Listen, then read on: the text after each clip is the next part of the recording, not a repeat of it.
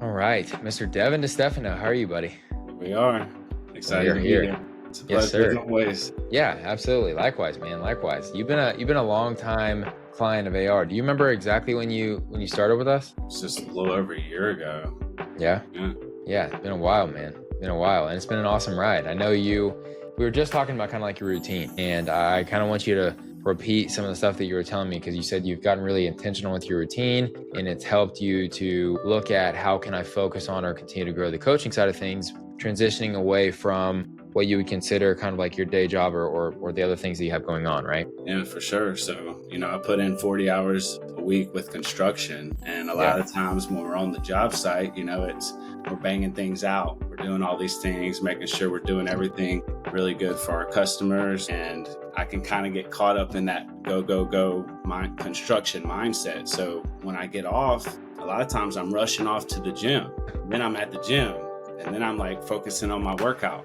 Yeah. Go right through your workout. So a lot of times it's like a fast paced, and it's like there has to be times where I kind of slow down and get into my mind and start thinking about the things that I want to create and Yeah. cultivate and bring to life. And that's been something that I've really had to dial in on. Like, just for example, like on my lunch break, instead of just eating my food and maybe scrolling on social media, it's like, look, I got notes all in my phone right here that I could be going through and starting to create my caption for my post later, or Yeah. starting to, instead of taking a break from work, I could still go and spend time to create something of my own. That way I can really shift into working on something that I'm truly passionate about. Yeah. Yeah. And that's really what it's about, man. I think I recorded some stuff the other day talking about, your side hustle and not you specifically, but just like side hustles in general. And I was kind of talking about or really pondering the thought of, we had just pulled like a 13-hour day at the office. And, I didn't get home until about 14 hours after my day started. And it was really like a moment of, I guess, like I felt a little bit guilty for taking that time at first, because I'm like, man, like I should have more freedom. I should have more of this. I should have more of that. But then I also kind of took a look back and I'm like, you know what? That's the reason that we have gotten as far as we've gotten with AR and kind of like what we're trying to do. And that's a reason that like the like people start to separate themselves, right? Is like, what are you willing to do to make your dream a reality? And a lot of people will tell themselves that they're doing everything they can and they'll still have a couple hours built in the day for Netflix, right? Or they'll tell themselves that their routine is completely booked out and they can't do anything else. They can't possibly add anything else on because they need more mental health time. And although the mental health time is important, it's like, if your business isn't exactly where you want it to be, which I don't really know anybody who feels that their business is exactly where they want it to be. Like we just talked about that too. If your business isn't exactly where you want it to be, like there is more room for you to do things that might even be inconvenient, might be like, not as fun, but the things that are actually going to move the needle for you. And it sounds like that's the type of stuff that you're focusing on, is like, where can I really maximize and how can I make this thing a reality? And there's like a season, right? It's like, to bring something to creation, you really have to nurture it. Yeah. Right. But this is something very interesting too that I've thought about, is the struggles that I face in business are also very similar to the struggles that my clients will face adding these new things into their life. Yes. Although I'm still putting in 40 hours and I'm still doing awesome with fitness and nutrition, there's this extra thing that I'm like having to fit into my routine that's new. It's a new obstacle, it's a barrier, it's a path that's been unpaved so far. Mm-hmm. So sitting in these emotions and the thoughts, I can speak directly to exactly all the stuff they're going through. Yeah. And once I really started to see it like that, I actually started to share a little gratitude for the experience of not seeing the success as fast as I want, because there's lessons that I can take from it all. And I feel like the more barriers that we experience as coaches, the more that we'll be able to speak directly to our clients and understand exactly what they're going to be able to speak directly to them. Yeah, that's a great point. And really there are so many correlations between the growth and the arc, I guess you would say, of a entrepreneur and the growth and the arc of a fitness journey. And I think that's why a lot of people that excel in fitness, like yourself, go into some version of entrepreneurship is because, I call it the formula. You discover the formula, right? The hard work and consistency over time equals results. Most people discover that at a certain hobby or at a skill set. And most people really, they discover it in the gym. Right. Like for me, I discovered it in the basketball gym. And it was like I spent an entire summer just like in the lab, just nonstop, doing drills, like working out solo, like doing all these things. And my game like drastically improved the next year. And I was like, that's what it is. It's like I just have to work hard and stay consistent for a long period of time. And then like you see something from that. And from on, whether it was like lifting or entrepreneurship or whatever the case may have been, it was just, I just have to be willing for this to suck for a while. I need to work hard.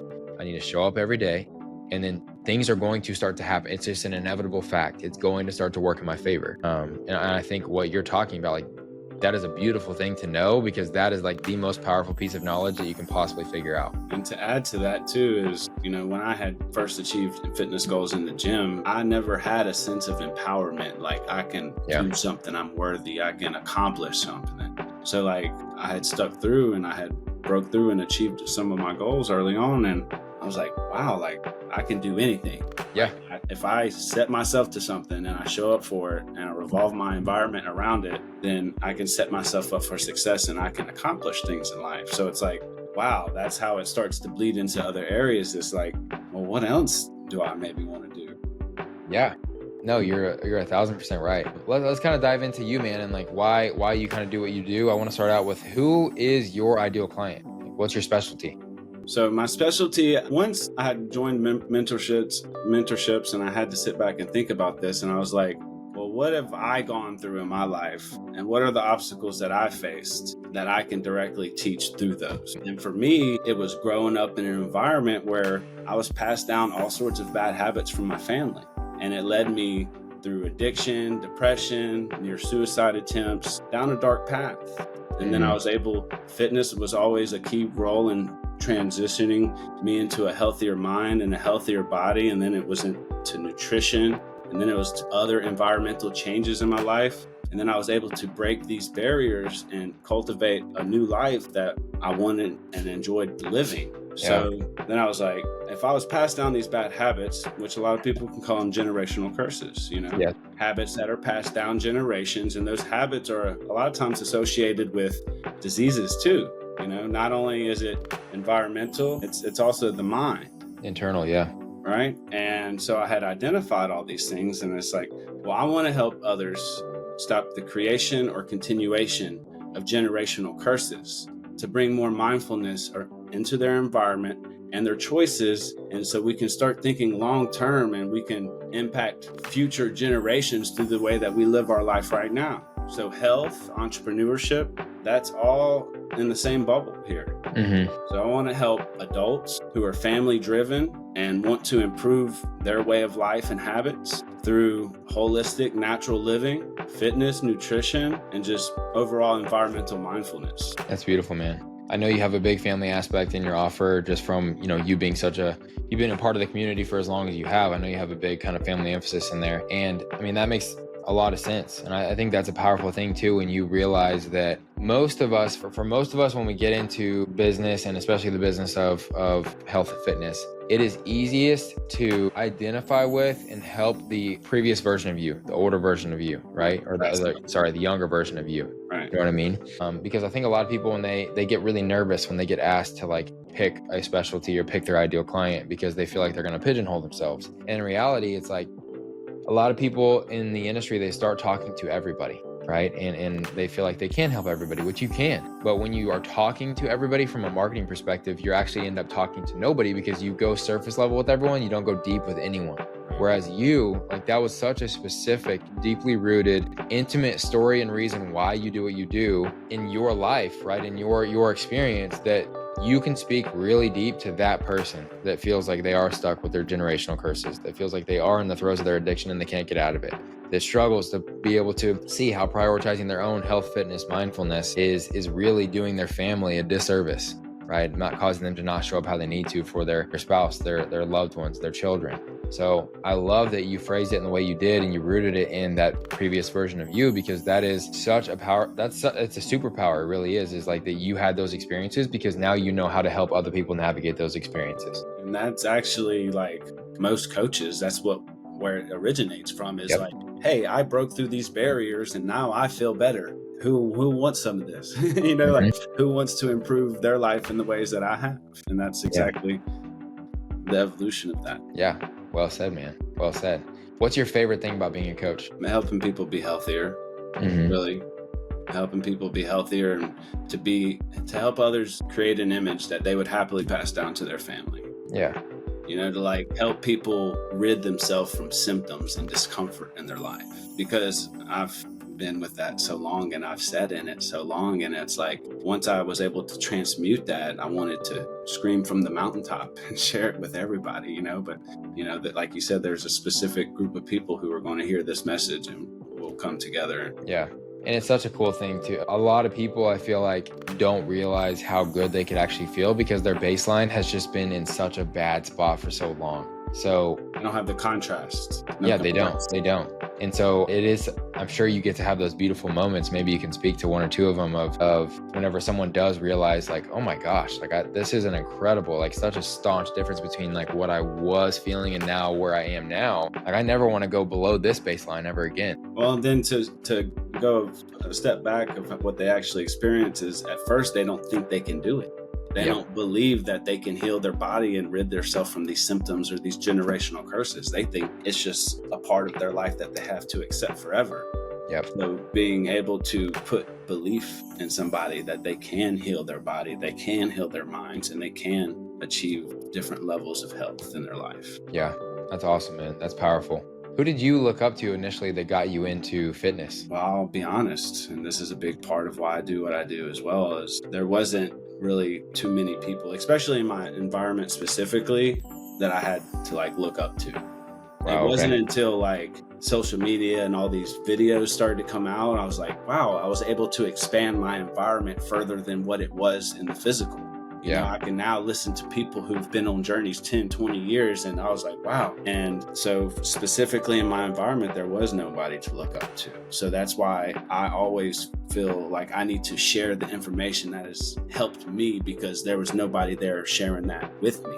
Right. But then once social media, everybody started creating videos and sharing their stories and started to document things more, I was like, wow, look at all these different possibilities. And I know it was the first guy I saw, his name was Dr. Sebi, and he's a vegan and he does all these things that some people are extreme. And I did walk that path for a little bit, but the main thing that stuck with me that he said was, separate what doesn't belong and give the body what it needs, and it will heal. And I was like, wow, we can heal our body? Like, okay, let's go. I don't want to feel like this no more. Boom, things started changing all from there on. And that's where the holistic journey started for me. And then that's where the healing started for the nutrition and the environment and the holistic path. And he was the first person that kind of shifted me onto transitioning into like more environmental mindfulness. Like, we can heal our body if we just pay more attention to the things that are going in our body and the things that we're doing. Yeah, man, you were just dropping dimes left and right. I love that. For me, it was like the artistic side of it, because I got into bodybuilding first and then fell in love with kind of like the health and holistic side. And you could probably say like those are two like vastly different, you know, sides of the spectrum of like the health and holistic and then the bodybuilding stuff. But for me, it was the fact that like I could eat a certain way, move a certain way, you know, lift a certain way, and my body would visually look how I wanted it to look. And to me, it was like a holy cow, like this just opened up an entire world of possibilities of like, nobody has to look, like nobody has to feel stuck. If you want to change your appearance, if you want to increase your confidence by doing these types of things, like there is a formula to doing that. And that was what kind of was like, whoa, I got to show other people this thing. So it sounds like that was your moment. Yeah, that's awesome. What made you decide to, like, as you're having some of these realizations and you're learning from somebody like that, and kind of like your studies and whatnot, what made you decide to want to be a coach after having that realization? Well, to take it a step back a little bit, actually was fitness for me as well, but I wasn't dialed in on like all the specifics and the scientifics of it. It was just like train really hard and pay a little bit of attention to what I was eating. So it didn't really go into depth, but there was some type of transformation that I did experience. Surface level, it was, I wanted to look better, and I started to look better. And then I wanted to help other people look better. So that was like, I wanted to be a personal trainer. Yeah. Then as I transitioned into like, we can heal our body too. We can be healthier as well. I was like, okay, well then that's where I transformed of like, okay, it's not just about fitness no more. Let's dial in on the nutrition. Let's dial in on the environmental mindfulness. So it kind of started, I wanted to look better. I achieved that goal, and I wanted to help other people do the same.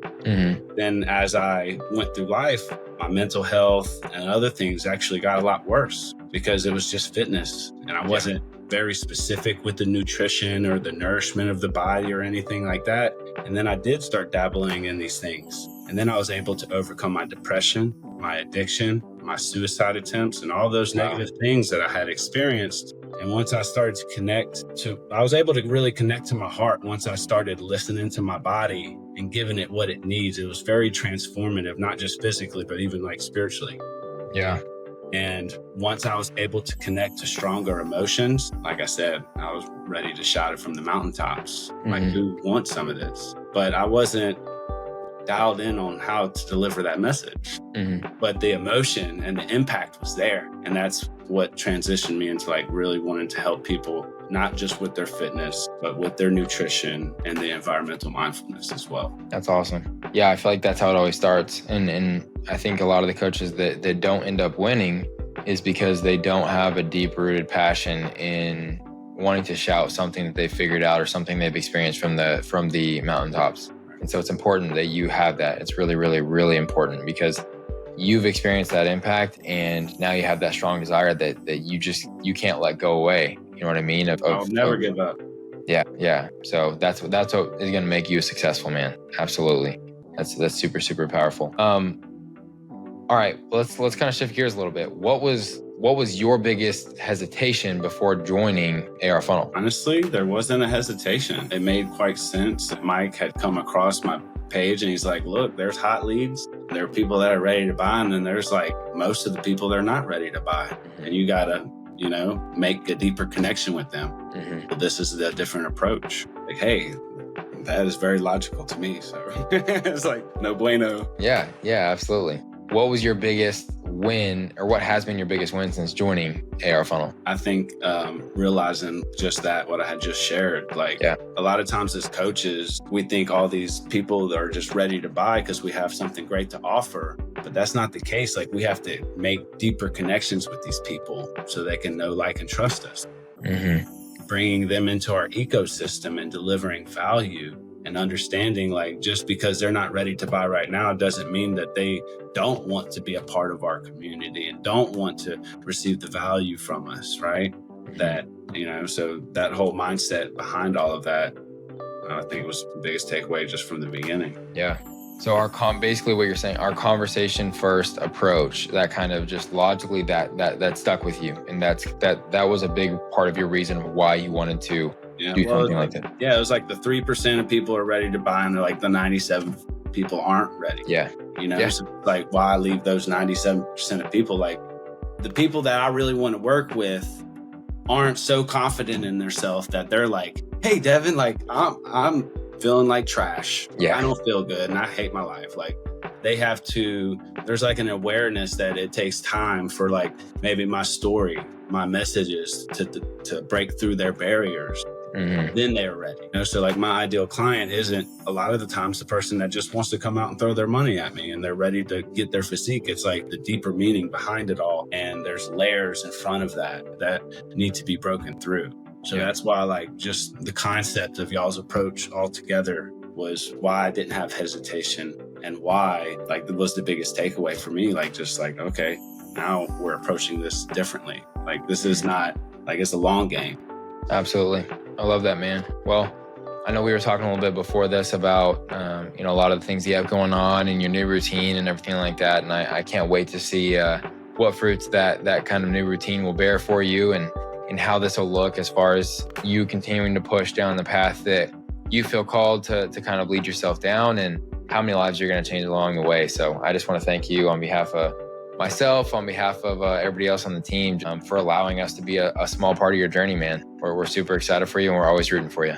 And y'all have always gone above and beyond to provide value and to touch base and to keep that connection strong. And that's always been much appreciated. Yeah, well, the feeling's mutual, man, especially you coming out to the event and all the things that you've done for us in our world as well. So hope you know where to find us. You know how we feel about you, man. We're going to keep bothering you, keep checking in, and we're going to help you ride this rocket all the way to the top, man. All the way to the top. All right, brother.